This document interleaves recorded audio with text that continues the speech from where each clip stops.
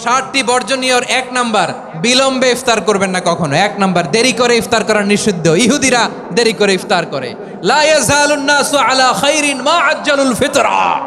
বিশ্বনবী বলেছেন, এই উম্মত যতদিন আগে আগে ইফতার করবে, এই উম্মতের কপাল থেকে কল্যাণ কেউ ছিনিয়ে নিতে পারবে না। চিল্লায় বলেন ঠিক কি না? আজানের জন্য বসে থাকবেন না, সময় দেখবেন। স্থানীয় সময় যখন সূর্যাস্ত হওয়া মাত্রই বিসমিল্লাহ, খেজুর খেয়ে ফেলবো। পারবেন তো নাকি দেরি করবেন? 2 নাম্বার, রমাদানের পবিত্রতা বজায় রাখবো। কোনো তর্ক বিতর্ক অশ্লীলতায় আমরা জড়াবো না, ঝগড়া করবো না, সরাসরিও না, ফেসবুকেও না। করবেন কেউ গালি দিলে বলবেন ইন্নিমরুউন সায়েম, আমি রোজাদার। আল্লাহর হাবিব শিখিয়েছেন, কেউ যদি তোমার গালি দেয়, কটু কথা বলে, অশ্লীল কথা বলে, রমজানে তুমিও বলতে পারবে না। তুমি বলতে পারবা ইন্নিমরুউন সায়েম, আমি রোজাদার। আজকে থেকে নিয়ত করেন, রমজানে কেউ গালি দিলে আপনি একটা গালি দিবেন নাকি? কি বলবেন? রোজাদার, রমজানের পবিত্রতা আমি ভঙ্গ করতে পারবো না। অশ্লীল নাটক সিনেমা আমরা দেখব না। যে রমজানে মিথ্যা কথা, মিথ্যা কাজ, মিথ্যা সাক্ষী ছাড়তে পারে নাই, তার না খেয়ে থাকা, উপবাস থাকা দিয়ে আল্লাহর কিছু যায় আসে না। এজন্য মিথ্যার সাথে আমাদের কোনো সম্পর্ক আছে? মিথ্যা বলবো না। 4 নাম্বার, অপচয় করব না। ইন্নাল মুবাযযিরিনা কানু ইখওয়ানা শায়াতিন ওয়া কানা শাইতানু লিরাব্বিহি কাফুরা। অপচয়কারী শয়তানের ভাই। আচ্ছা, যে শয়তানের ভাই ও নিজেও আরেকটা কি? শয়তান। যে শয়তানের ভাই ও নিজেও আরেকটা কি? অপচয় করব না। ইফতারি করতে যে আমরা অনেকে অপচয় করি, এগুলো করবেন আপনারা না। অপচয় অপব্যয় করব না। 5 নাম্বারে, রিয়া, লোক দেখানো ইবাদত আমরা করব না। লোক দেখানোর জন্য নামাজ, রোজা, জিকির, তেলাওয়াত, দান, সদকা এগুলো করলে আল্লাহর দরবারে এগুলো কবুল হবে। বিশ্বনবী বলেন, দাজ্জালের ফিতনার চেয়ে একটা বড় ফিতনার ভয় আমি করি, সেটা কি? আর রিয়া, শো অফ মেন্টালিটি, লোক দেখানো মানসিকতা। এটা থেকে আমরা বিরত থাকবো ইনশাআল্লাহ। 6 নাম্বার, অনেক গুরুত্বপূর্ণ, ব্যবসায়ী ভাইয়েরা, ব্যবসা করেন কারা কারা? হাত তুলে দেখান তো আমারে। মাশাআল্লাহ, হাত নামান। ব্যবসায়ী ভাইয়েরা, অনেক অসাধু ব্যবসায়ী আছে, রমজান আসলে নিত্য প্রয়োজনীয় পণ্যের মূল্য বৃদ্ধি করে দেয়। এরকম আছে না নাই? এগুলো করবেন না। মজুদদারি করবেন না। পণ্যের কৃত্রিম সংকট বাজারে করবেন না। আপনি লাখ টাকা কামায়া ভাবছেন যে রোজাদারদের কষ্ট দিয়ে ধনী হবেন, এমন রোগ আল্লাহ আপনারে দিবে, কোটি টাকা দিয়েও আপনি হাসপাতালের বিল পরিশোধ করার ক্ষমতা আপনার হবে না। খবরদার। শেষ বয়সে দেখবেন কি কষ্ট আপনার হয়। আপনি রোজাদারদের কষ্ট দিচ্ছেন, আল্লাহ আপনার সুখে রাখবে? আল্লাহর দোহাই লাগে, আমার ব্যবসায়ী ভাইয়েরা এটা করবেন না। আরব বিশ্বে আমরা দেখেছি, আরব বিশ্বের ব্যবসায়ীরা সারা বছরে ব্যবসা করে, রমজানে ভর্তুকি দেয়। আর আমার দেশের কিছু অসাধু ব্যবসায়ী রমজানে গলাকাটা ব্যবসা করে আর সারা বছর সইটার উপর দিয়ে চলে। চিল্লায় বলেন ঠিক কিনা? করবেন না, এটা করবেন না। নিত্য প্রয়োজনীয় পণ্যের মূল্য বৃদ্ধি করা হারাম, পণ্যের কৃত্রিম সংকট তৈরি করা হারাম, মজুদদারি করা হারাম, রোজাদারদেরকে কষ্ট দেয়া হারাম, এটা করবেন না। 7 নাম্বারে সর্বশেষ কথা, অধীনস্থ যারা আছে তাদের কাজের চাপ আপনারা কমিয়ে দিবেন। কাজের লোক, ফ্যাক্টরির ওয়ার্কার, স্টাফ, তাদের প্রতি যদি রহম করেন, আপনার উপর রহম করবে কে?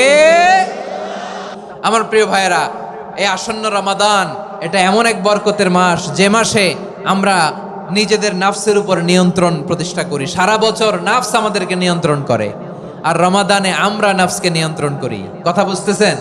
সারা বছর নাফস আমাদেরকে নিয়ন্ত্রণ করে। এই যে এখন আমার খেতে মনে চাইলে যে খেজুর রাখা, আমি খেজুর খেতে পারবো, নাটস আছে, বাদাম খাইতে পারি।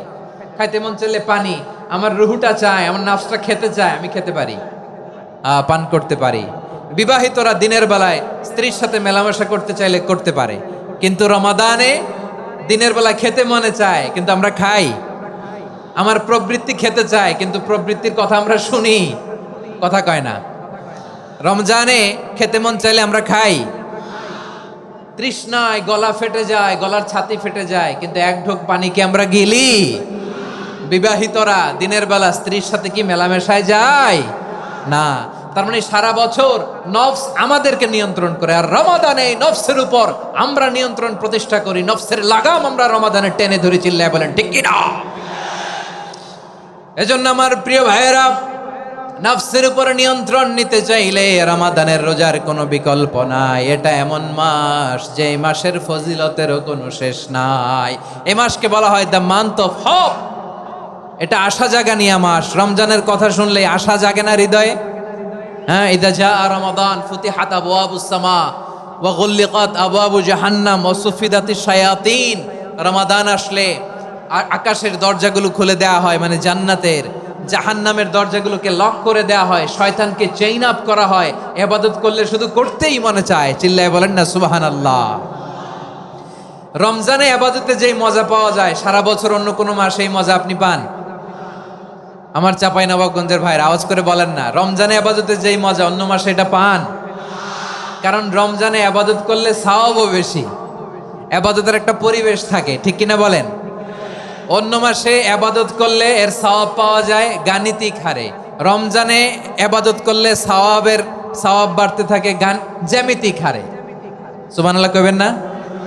অন্য মাসে সওয়াব বাড়ে গাণিতিক হারে, রমাদানে ইবাদত করলে সওয়াব বাড়ে কিভাবে জ্যামিতিক হারে বাড়ে দেখেন। রমাদানে একটা নফল করলে ফরজের সমান সওয়াব, একটা ফরজ করলে 70 থেকে 700 গুণ সওয়াব, রমজানে ওমরা করলে হজের সমান সওয়াব। সুবহানাল্লাহ নাই? দ্য মান্থ অফ হোপ, আশা জাগানিয়া মাস। এই মাস আমাদেরকে হোপফুল করে, আশাবাদী করে। রমাদান যেমনি দ্য মান্থ অফ হোপ, আশা জাগানিয়া মাস, এট দ্য সেম টাইম এই রমাদান হচ্ছে মান্থ অফ ওয়ার্নিং, একটা ওয়ার্নিং এর মাস। নবী যেমনি আশা জাগাইছে আবার ওয়ার্নিং দিয়েও গেছে, খবরদার। ওয়ার্নিংটা কেমন? আল্লাহর হাবিব সাল্লাল্লাহু আলাইহি ওয়াসাল্লাম মসজিদে নববীর ভেতরে হঠাৎ তিনি মসজিদে নববীর মিম্বারে পা রেখে বললেন আমিন। দ্বিতীয় ধাপে পা রেখে বললেন আমিন, তৃতীয় ধাপে পা রেখে বললেন আমিন। সাহাবারা অবাক হয়ে বললেন ইয়া রাসূলুল্লাহ, ইয়া হাবিবাল্লাহ, 3 বার শুধু আমিন আমিন পড়লেন, কেন পড়লেন আমরা কিছু জানি না, আমাদেরকে জানিয়ে দেন কেন আপনি 3 বার আমিন বললেন।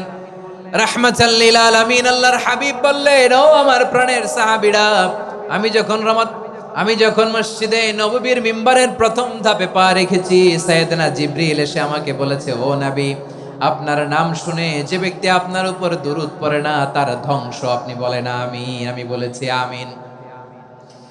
দ্বিতীয় ধাপে পা রাখার পর সাইয়েদনা জিবরিল বললেন, ইয়া রাসূলুল্লাহ, মাতা পিতাকে বার্ধক্য অবস্থায় পেয়ে তাদের সেবা করে, তাদের সাথে সদাচরণ করে যে সন্তান জান্নাত কামাতে পারলো না তার জন্য ধ্বংস। আপনি বলেন আমিন। আমি বলেছি আমিন। আবার মিম্বারের তৃতীয় ধাপে ঠিক যখনই আমি পা রাখলাম, সাইয়েদনা জিবরাইল বললেন, নবী, রমজান মাস পাওয়ার পরে এই মাসে ইবাদত করে যে ব্যক্তি নিজের গুনাহ মাফ করাতে পারলো না তার জন্য ধ্বংস। আপনি আওয়াজ করে পড়েন আমিন। কত বড় ধমক, কত বড় ওয়ার্নিং দেখছেন। যে রমাদান পেয়েছে কিন্তু রমাদানের ইবাদত করার মধ্য দিয়ে সে নিজেকে জাহান্নাম থেকে মুক্ত বানাতে পারলো না, তার উপর আল্লাহ লানত, তার জন্য ধ্বংস। সাইয়েদনা জিবরাইল বলেছেন আমিন, স্বয়ং বিশ্বনবীও বলেছেন আমিন। আওয়াজ করে পড়েন নাউযুবিল্লাহ। তাহলে রমজান আসবে আর আমরা নিজেদেরকে জাহান্নামীদের লিস্ট থেকে নাম কাটিয়ে জান্নাতীদের লিস্টে উঠাতে পারবো না। এর চেয়ে বড় হতভাগা কি আর কেউ থাকতে পারে? আওয়াজ করে বলেন। তাহলে রমাদানের এই রহমত, বরকত, মাগফিরাত, ফজিলত আমাদের কামাই করার দরকার আছে না নাই?